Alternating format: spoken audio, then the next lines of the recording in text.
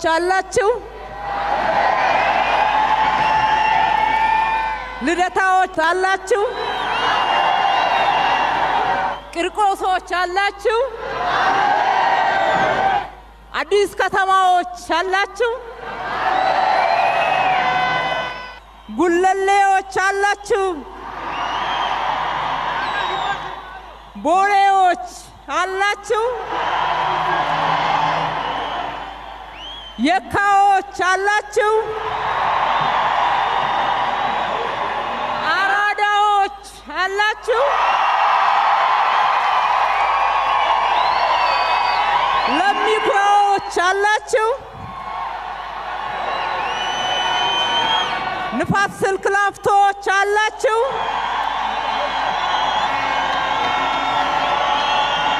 አቃቂዎች አላችሁ? የካዎች አላችሁ? ኮልፌዎች አላችሁ? በድምሩ አዲስ አበባዎች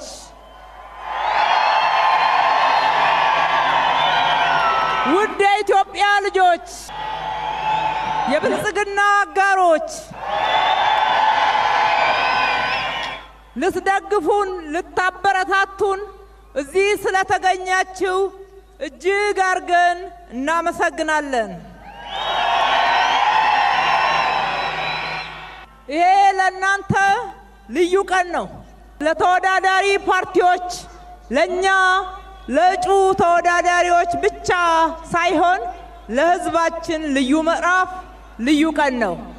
በሕዝብ ሉዓላዊነት መንግስት መሆን የሚቻልበት ያለናንተ ውሳኔ፣ ያለናንተ ምርጫ፣ ያለናንተ ሉዓላዊ ስልጣን ተግባራዊነት ማንም መንግስት ሆኖ መቀጠል የማይችልበት አዲስ ሌላ መንግስት መሆን የሚፈልግም መሆን የማይችልበት ምዕራፍ ላይ እንገኛለን። በእናንተ ውሳኔ ብቻ ብልጽግናም ሊቀጥል የሚችለው በእናንተ ውሳኔ ብቻ ነው።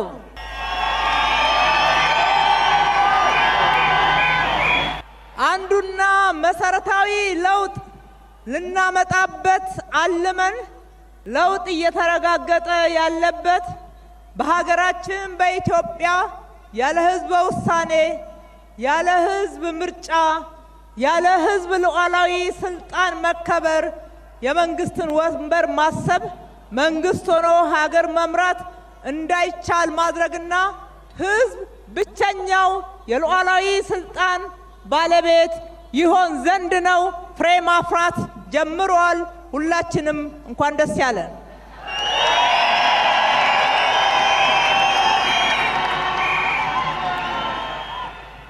እኛ ብልጽግናዎች ግባችን መመረጥ ብቻ አይደለም። ግባችን ለኢትዮጵያ ሰላምን የሚያስቀጥል፣ ዘላቂ ሰላምን የሚያረጋግጥ፣ ዲሞክራሲን የሚገነባ፣ የህዝብ ሉዓላዊነትን የሚያረጋግጥ፣ በተጀመሩ መልካም ስራዎች ላይ የሚያስቀጥል፣ ጎደሎን የሚሞላ፣ ችግሮችን የሚያርም ስርዓት ይገነባ ዘንድ ነው። ይህ ስርዓት ከተገነባ ለሁሉም እድል አለው። ህዝብ ይመዝናል፣ ህዝብ ያስተውላል፣ ህዝብ መወሰን ይችላል። ህዝብ አስተውሎ ይሄንን ትልልቅ ዓላማ የሚያስፈጽም ማን ነው ብሎ በንጹህ ህሊናው አመዛዝኖ መወሰን ይችላል ብለን እናምናለን። ህዝብ የመወሰን ስልጣኑ ከተረጋገጠለት፣ ህዝባችንም በዛ ደረጃ የራሱን መብት በተሟላ ሁኔታ መተግበርና መጠቀም ከቻለ ለኢትዮጵያ ብልጽግና ሊያቆመው የሚችል አንዳች ምድራዊ ኃይል የለም። ቀድሞም ያቆረቆዘን ወደ ኋላ ያስቀረን ጀግንነት አጥተን አይደለም። ሀገራችንን የማንወድ ሆነን አይደለም። ነገር ግን የመንግስት ስልጣን በጉልበት በተለያየ የህዝብን ውሳኔ ባላከበረና ታሳቢ ባላደረገ መንገድ ይታሰብ ስለነበረ አኩራፊ፣ አሸናፊ፣ የተገለለ ወይም ተጨፈለኩ የሚል ተሰደድኩ የሚል የተለያየ የኢትዮጵያ ማህበረሰብ ስለተፈጠረ ሁሉ ጊዜ በእርስ በርስ ግጭት በጦርነት ወደፊት እንዳንራመድ ሆነናል። የሰራነው መልሶ እየፈረሰ ሀገራችን ኢትዮጵያ ጥንታዊት ሆና ወደፊት ደግሞ መሪ መሆን ሲገባት ወደ ኋላ እንደቀረች ቁጭት ገብቶብናል።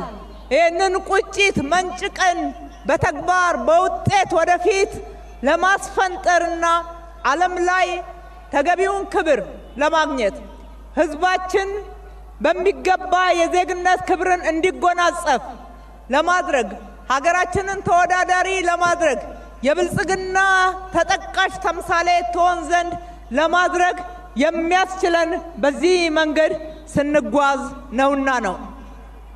ውድ የከተማችን ነዋሪዎች፣ የብልጽግና አባላት፣ የብልጽግና ደጋፊዎች፣ የብልጽግና አጋሮች እንደዚህ አይነት ስራዎች ሲሰራ ያለ ህዝብ ውሳኔ፣ ያለ ህዝብ ተሳትፎ፣ ያለ ህዝብ አጋርነት አይሳካም ብለን እናምናለን። ትላንት ኢትዮጵያ ላይ የነበሩ ስጋቶችን መቀነስ ችለናል። ዛሬ ኢትዮጵያ ውስጥ እጨፈለቃለሁ ብሎ የሚያስብ ማህበረሰብ የለም። ዛሬ ኢትዮጵያ ውስጥ በተለየ ሁኔታ እገለላለሁ ብሎ የሚያስብ ማህበረሰብ ቀንሷል። ዛሬ ኢትዮጵያ ውስጥ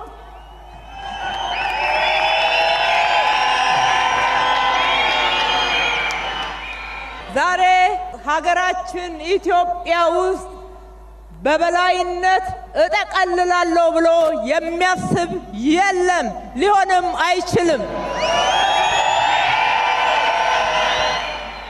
ስለዚህ ብልጽግና እንደሚያምነው በተግባርም እንዳሳየው ከሁላችን ለሁላችን በሁላችን የሆነች ኢትዮጵያን እንገነባለን። ጀምረናል፣ በተግባርም ደግሞ አሳይተናል። አዲስ አበባዎች እናንተ የብልጽግና ተምሳሌት ትሆኑ ዘንድ እንደ ዋና ከተማችን ለሌሎች የኢትዮጵያ አካባቢዎችም ሆኑ ኢትዮጵያን ሲያስቧት በትክክል እንዲረዷት፣ ዓለም በትክክል እንዲረዳን፣ አፍሪካዊ እህት ወንድሞቻችን በትክክል እንዲረዱን ለማድረግ ዋናው መግቢያ በር፣ ዋናው የብልጽግና ማሳያ እናንተ ናችሁ። አዲስ አበባዎች አዲስ አበባ ላይ የሰራነው ልማት አካታች ልማት እንደሆነ ምስክሮች ናቸው። ማንንም ያልዘነጋ፣ ማንንም ወደ ኋላ ያልተወ፣ ለሁላችን በሁላችን ከሁላችን የሆነች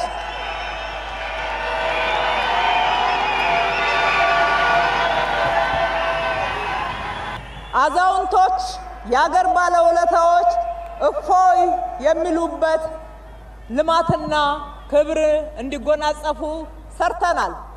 ሕፃናት ቦርቀው ደስ ብሏቸው በቀያቸው እንዲያድጉ፣ አካልና አእምሯቸው እንዲዳብር እንዲጎለብት በማሰብ በተግባር ሰርተናል። ወጣቶች ስብዕናቸው ተገንብቶ ተገቢ መዋያ የሚሰሩት ስራ አማራጮች አግኝተው አሰላስለው ከኛ የተሻለች ኢትዮጵያን እንዲያስቡ በምናባቸው እንዲያዩት ደግሞ መልሰው የበለጠ አልቀው እንዲገነቧት የሚያስችል ራዕይ እንዲሰንቁ በማሰብ በርካታ ውጤቶችን አሳይተናል። ሴቶች በእኩልነት እንዲታሰቡ በመሪነት ብቻ ሳይሆን በኢኮኖሚ ውስጥ በተገቢው ሁኔታ ድርሻቸውን የሚገባቸውን ስፍራ እንዲያገኙ፣ ኢሰብአዊ ድርጊት እንዳይፈጸምባቸው፣ እንዳይገለሉ ተግተን ሰርተናል። ባለሀብቶች ያለምንም መገለልና ልዩነት ማልማት እስከቻሉ ድረስ ለማልማት እንዲችሉ አግዘናል፣ አነሳስተናል። ለራሳቸው ብቻ ሳይሆን ለሕዝባቸው እንዲተርፉ ማህበራዊ ኃላፊነታቸውን እንዲወጡ እጅ ለእጅ ተያይዘን ሀገራችንን ኢትዮጵያን በማበልጸግ ውስጥ ማሳያዎች እንሆን ዘንድ ማህበራዊ ፍትህ እንዲነግስ በብዛት ሰርተናል። የአዲስ አበባ ህፃናቶች ስለ ምግብ እንዳያስቡ፣ ስለ ዩኒፎርም እንዳያስቡ፣ ስለ ጫማ እንዳያስቡ፣ ስለ ቦርሳ እንዳያስቡ፣ ስለ ደብተር እንዳያስቡ፣ ስለ እስክሪብቶ እንዳያስቡ፣ ተበለጥኩ የሚል ስሜት እንዳይሰማቸው በእኩልነት የሚውሉበት የመማር ማስተማር ሂደትን ገንብተናል።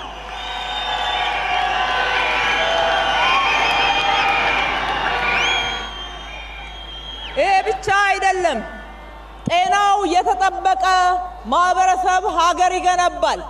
ለህዝባችን ጤንነት በሽታን ከመከላከል አንስቶ አክሞ እስከ ማዳን አስበን በፖሊሲያችን አስቀምጠን በተግባር ደግሞ ፈጽመነዋል። መጀመሪያ በሽታን ለመከላከል አዲስ አበባን አጽድተናታል።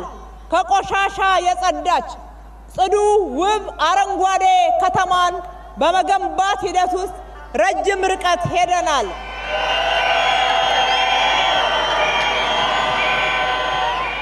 የዓለም የከተሞች የአረንጓዴ ሽፋን እስከ 30 እጅ መሆን እንዳለበት የዓለም ተሞክሮዎችና አሳቢዎች ያስቀምጣሉ።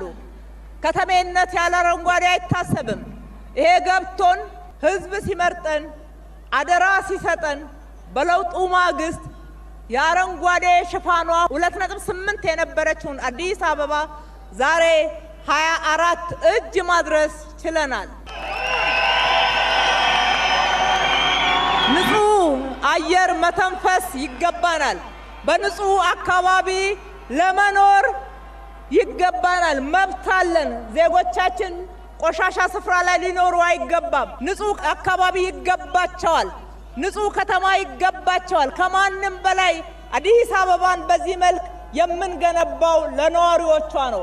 ለነዋሪዎቿ ምቹ የሆነች ከተማን መገንባት የመጀመሪያው እቅዳችን፣ ትልማችን፣ ራዕያችን እንደነበረ በክቡር ጠቅላይ ሚኒስትራችን በፓርቲያችን ፕሬዝዳንት አዲስ አበባን እንደ ስሟ ውብ አበባ እናደርጋታለን የሚለው ቃል የተፈጸመበት ይሄንን በተግባር ያሳየንበት ነው። ወንዞቻችን ታክመዋል። ዛሬ የአዲስ አበባ ጎስቋላ አካባቢዎች ከተረከብንበት 74 እጅ ዛሬ ወደ 30 እጅ ወርዷል። ይህ ትልቅ ለውጥ ነው።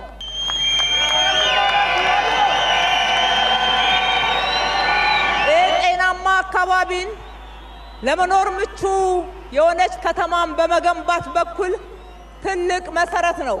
በዚህ ብቻ አላበቃንም። አክሞ ማዳንም ይገባናልና አዲስ አበባን የጤና ቱሪዝም ማዕከል እናደርጋታለን ብለን ትላልቅ ሆስፒታሎችን ገንብተናል። በ5 ዓመት ውስጥ 4 ሆስፒታል የተገነባበት ታሪክ የኛ ታሪክ ብቻ እንደሆነ ልብ እንድትሉት። እነኚህ 4 ሆስፒታሎች 3ቱ ዓለም አቀፍ አገልግሎትን መስጠት እንዲችሉ ከኢትዮጵያ ሕክምና ፍለጋ የሚወጣው ገንዘብ ያለው ነው። ገንዘብ የሌለው ድሃ እዚህ ሕክምና አጥቶ ሊሞት አይገባውምና በሀገራችን ውስጥ ዓለምን የሚመጥን ወርልድ ክላስ የሚባለው ሕክምና እንዲኖር በከተማችን አቅም በከተማችን እቅድ መሰረት ገንብተነዋል። ቃል ገብተን ነበር። ቃላችንን በተግባር ይሄው ብለናል። ውድ የከተማችን ነዋሪዎች፣ ደጋፊዎቻችን፣ አጋሮቻችን፣ ታዲያ ይሄ ማለት ሰርተን ጨርሰናል ማለት አይደለም። በ5 ዓመት በተሟላ ሁኔታ ረጅም ዓመት የቆዩ ዕዳዎችና በርካታ ችግሮችን ንደን መጨረስ አንችልም። ግን በ5 ዓመት ውስጥ እንደ 50 ዓመት ገስግሰናል። እንደምታውቁት ነጮቹ ሲተርቱ ከኛ ቀድመው ከተማዎቻቸውን ሀገራቸውን የገነቡ ሮም በአንድ ጀንበር አልተገነባችም ይሉናል። ነገር ግን ሂደታችን ፈጣን ነው። በአንድ ጀንበር ሁሉም ባንጨርስም ሂደታችን ፈጣን ነው። 24/7 የሚባል መለያ አለን። 24/7 2013 ምረጡ ስንል ያስተዋወቅነው ቃል ነበረ። በተግባር አይታችሁታል። አዲስ አበባ ቀንም ሌሊትም ትሰራለች። ልጆቿ ትጎች ሆነዋል። የሥራ ባህላችን ተሻሽሏል። ያጎሳቆለን ድህነት እንደሆነ፣ ያሳፈረን ድህነት እንደሆነ፣ ያሳነሰን ድህነት እንደሆነ ገብቶን ድህነት ላይ ጥርሳችንን ነክሰን በሰራነው ሥራ ውጤቶች ተገኝተዋል። አሁንም እነኝን ውጤቶች ይዘን ብትመርጡን፣ እንደገና እድል ብትሰጡን አዲስ አበባን በሚቀጥሉት 5 ዓመት ደግሞ የት እንደምናደርሳት አንድ ጊዜ በህሊናችሁ እንድታስቡ እድል ልሰጣችሁ ወዳለሁ።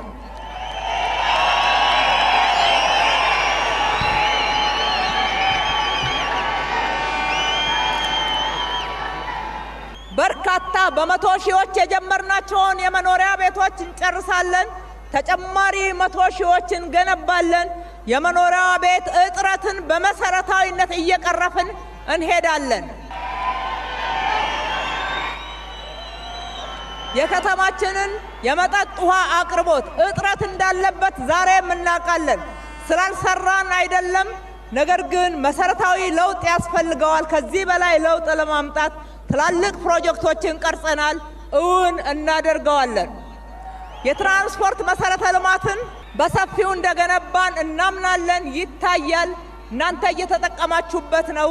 እሱ እንደተጠበቀ ሆኖ ግን አሁንም ገና ዘመናዊ ትራንስፖርት በሀገራችን በከተማችን አዲስ አበባ ደግሞ እንደማሳያ መገንባት አለብን ብለን ትላልቅ ውጥኖችን ይዘን ከፊታችን ባሉ ጊዜያቶች እውን ለማድረግ እንተጋለን። በአጠቃላይ የጀመርነው የልማት አብዮት ይቀጥላል። የቀረን ጎስቋላ አካባቢ የምንለው 30 እጅ ለሚቀጥሉት 5 ዓመታት አበባ መስለው ከሌሎች አዲስ አበባ አበባ ከመሰሉ አካባቢዎች ጋር እንዲስተካከሉ እድል እንዲያገኙ እነሱም እንዲያምሩ እንዲያብቡ እናደርጋለን። የአዲስ አበባ መንገድ ሽፋን በከፍተኛ ሁኔታ እናሳድጋለን። ሁሉም የአዲስ አበባ አካባቢ ብርሃን የሞላበት ጨለማ የተወገደበት እንዲሆን እናደርጋለን። አንዳንዶች በዚህ ጉዞ ስንሄድ የረካን ይመስላቸዋል። አንረካም፣ ገና ነው። እርካታ ሳይሆን የሰራነውን ስራ እንደ ትጥቅ ይዘን የበለጠ ለመስራት የምንተጋበት ነው። በጉዟችን እንደምታውቁት ይሄ ሁሉ ስራ የተሰራው በብዙ ፈተናዎች ውስጥ እንደሆነ ደግሞ እንዳዘነጉት በመንገዳችን ላይ ኑ በጋራ እንስራ፣ በሀገራችን በሰለጠነ ፖለቲካ አብረን እንቁም፣ በውይይት በድርድር በሰለጠነ መንገድ በህዝበ ውሳኔ አብረን እንስራ ሲባል አንዳንዶች የትጥቅ ትግል ከፍተውብናል። አንዳንዶች በየቦታው ግጭት ጠማቂዎች ሆነው መልሰው ይከሱናል።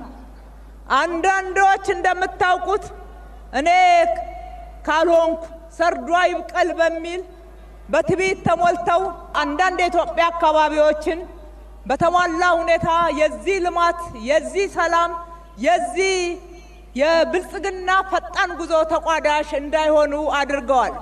ዋናው ዓላማቸው እኛም ማስቆም ነው።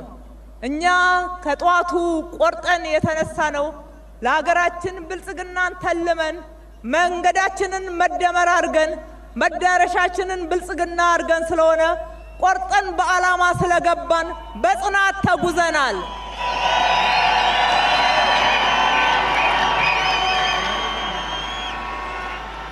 መነሻችን እውነት ስለሆነ፣ መነሻችን ፍትሃዊነት ስለሆነ፣ መነሻችን እኩልነት ስለሆነ ማንም ሊያስቆመን አልቻለም።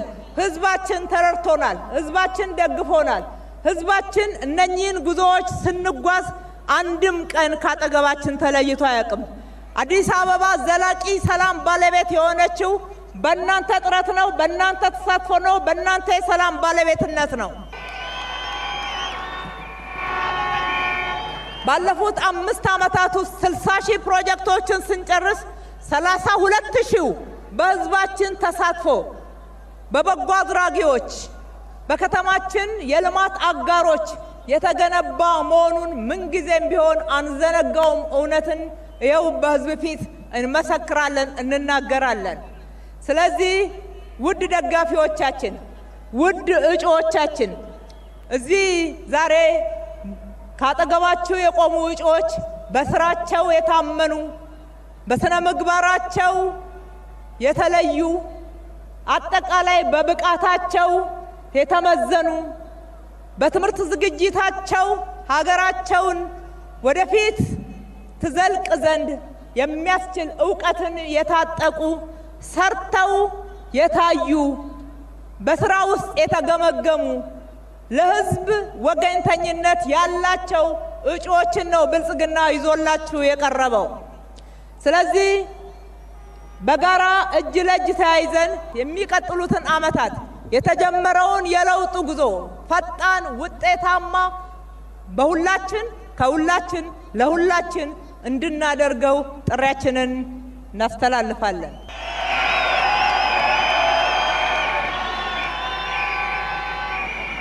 ግዴለም ምርጫ ሲመጣ ብቻ ህዝብ ትዝ ከሚላቸው ሁልጊዜ ህዝብ ውስጥ የነበረውንና የኖረውን በህዝብ ውስጥ ሲሰራ ስለ ህዝብ በተግባር ሰርቶ ያሳየውን ብልጽግናን ምረጡ። ብልጽግና ኪዳኑን ይጠብቃል። ለህዝብ የራሩ መስሏቸው ህዝብን ማታለል የሚቻል መስሏቸው ችግር እያሉ በትችት በችግር በስድብ ፖለቲካ ማካሄድ የሚፈልጉ ሐሳብ እንደሌላቸው ይግባችሁ። አዎ ችግር አለ። ለችግሩ ምን መፍትሄ ይዘው መጥተዋል? የታለ መፍትሄያቸው? የትኛው ነው መፍትሄያቸው? ምን የተሻለ ነገር ይዘው መጡ? ይህንን አመዛዝኑ። ስድብ ሀገር አይገነባም።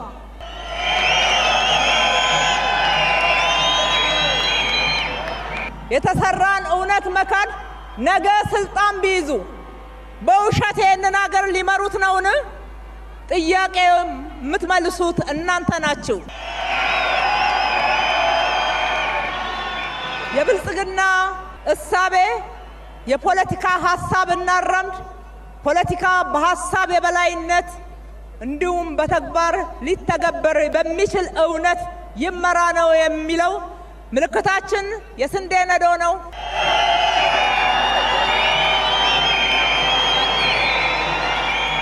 የስንዴ ነዶ የመረጥንበት ዋናው ምክንያት በልመና በእርዳታ ፍለጋ በስንዴ ፍለጋ ብዙ አንገታችንን ደፍተናል። ዛሬ ስንዴን በአገራችን አምርተን በምግብ ራሳችንን ችለናል። እስከ መላክ ድረስ አልመን ደግሞ እየሰራን ያለነው። ኢትዮጵያ ምን አታ? አፈር አላት፣ ውሃ አላት፣ ህዝብ አላት።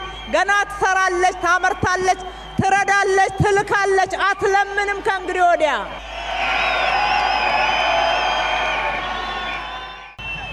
በሌላ በኩል የስንዴ ነዶ የሚያመለክተው መደመርን ነው። ማንንም ወደ ኋላ መተው አንፈልግም። ተደምረን በመንገዳችን ላይ እጅ ለእጅ ተያይዘን በጋራ ሆነን በአንድነት ሆነን ወደ ግባችን ወደ ብልጽግና እንገሰግሳለን የሚለውን ያመላክታል። ኢትዮጵያን ወደ ተምሳሌት ሀገር አዲስ አበባን የብልጽግና ተምሳሌት እናደርጋታለን። ገና ነው፣ እንገሰግሳለን። ተጀመረ እንጂ አልተጨረሰም። ስለዚህ እንበርታ፣ በድል እንገናኝ። እጅግ አድርገን እናመሰግናለን። ስለደገፋችሁን፣ ስላበረታታችሁን፣ ሁል ጊዜ ስላልተለያችሁን ከልብ እናመሰግናለን። ፈጣሪ አምላክ ያክብርልን። ፈጣሪ ኢትዮጵያና ሕዝቦቿን ይባርክ። አመሰግናለሁ።